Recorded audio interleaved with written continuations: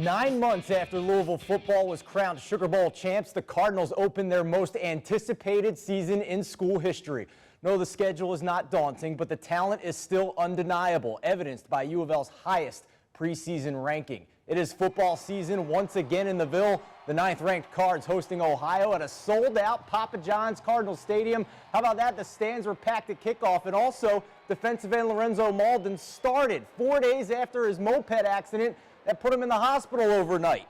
First drive of the game, Bridgewater complete to Damian Copeland, 34-yard touchdown. Less than 4 minutes in, it's 7-0 Cards. Copeland 6 catches. Later in the first, deja vu.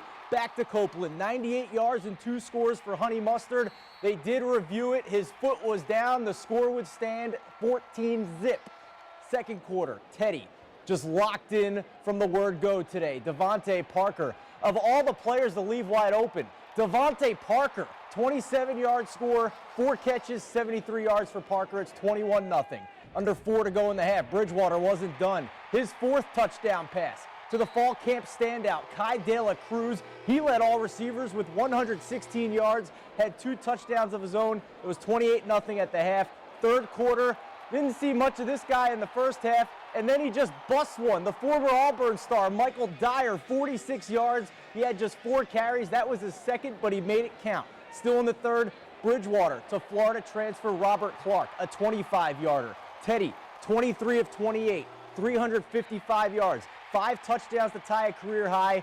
Oh, by the way, he did it in just 3 quarters, 49-7 the final. Tom Lane and Eric Crawford couldn't find anything wrong with this one, but Charlie Strong did. Not only had Kentucky lost to Florida 26 consecutive years, the longest losing streak in the nation, but the Wildcats hadn't even kept it close as of late. UK lost to the Gators by an average of 40 points over the past 5 years. The last time the Cats kept it a one-possession game, 2007, when Florida won by 8. 7-0 Florida in the first quarter, and the Cats and Mark Stoops pulling out all the stops. Fake field goal. Joe Mansour, the kicker, 25-yard touchdown, running for his life for 6.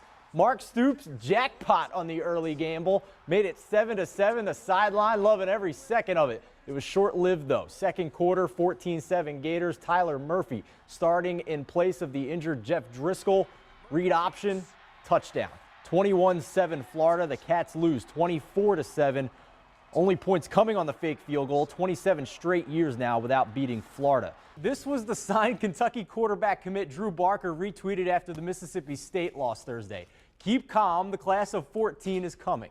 For a lot of UK fans, though, there is something to be said for staying competitive in Mark Stoops' first season. Jockey Rosie Napravnik added another first female line to her horse racing resume, this time at Keeneland, where Napravnik has become the first female to capture the leading rider title at the Lexington track.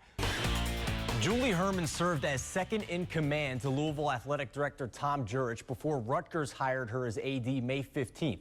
The position opened after a player abuse scandal cost the former AD and men's basketball coach their jobs. Today, Herman found herself on the back page of the New York Daily News for the wrong reasons. Details have surfaced about Herman's own past issues with accusations of player abuse.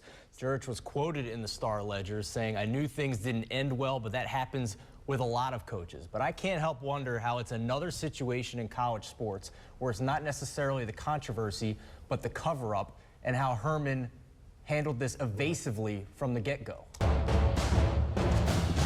Estimates put the number of fake clubs at more than 2 million per year. To put that in perspective, if you took that many clubs and laid them end to end, it would be long enough to stretch from Bethpage Black in New York all the way to Pebble Beach in California, and then go all the way back for the return trip. More than 5,000 miles. Heed the red flags, or your game and wallet may suffer. MVP honors, who else? Quarterback Teddy Bridgewater, 2 more touchdown passes in this game. He's been called Teddy Icewater. He's been called Teddy Ball Game.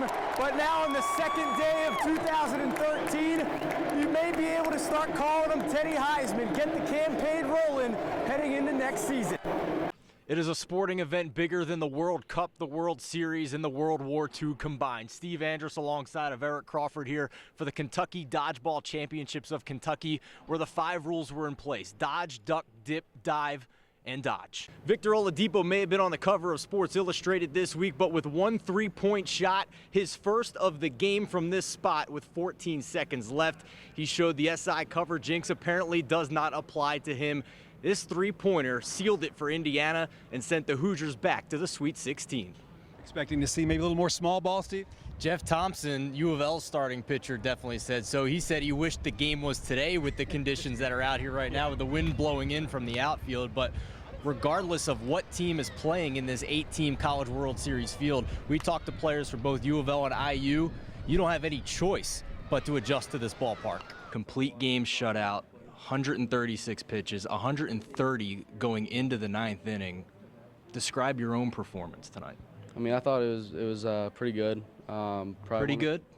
One of my better performances all year, especially at this time of year. You have to give it all you got, and tonight, that's what I did. So, your coach Tracy Smith said he thought you got better in the middle innings, towards the later innings, as that pitch count kept going up. Iced up big time. This is obviously standard after a pitcher throws that many pitches, but would you agree with Coach in that regard in terms of your stuff getting better later? Yeah, I think I did get sharper later on in the game.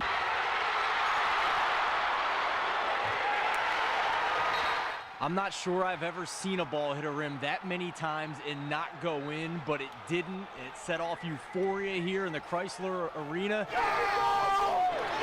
Indiana celebrating its first outright Big Ten championship in 20 years. It is Friday night.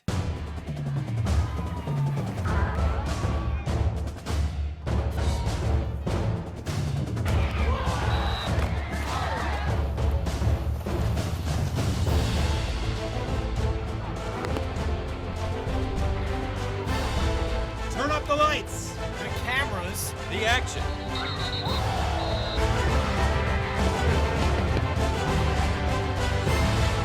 Tonight, the students scream.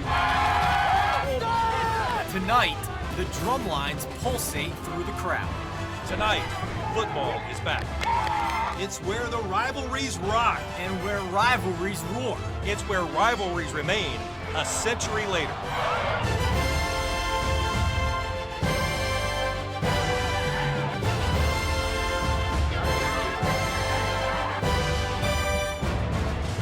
Welcome to First Down Friday.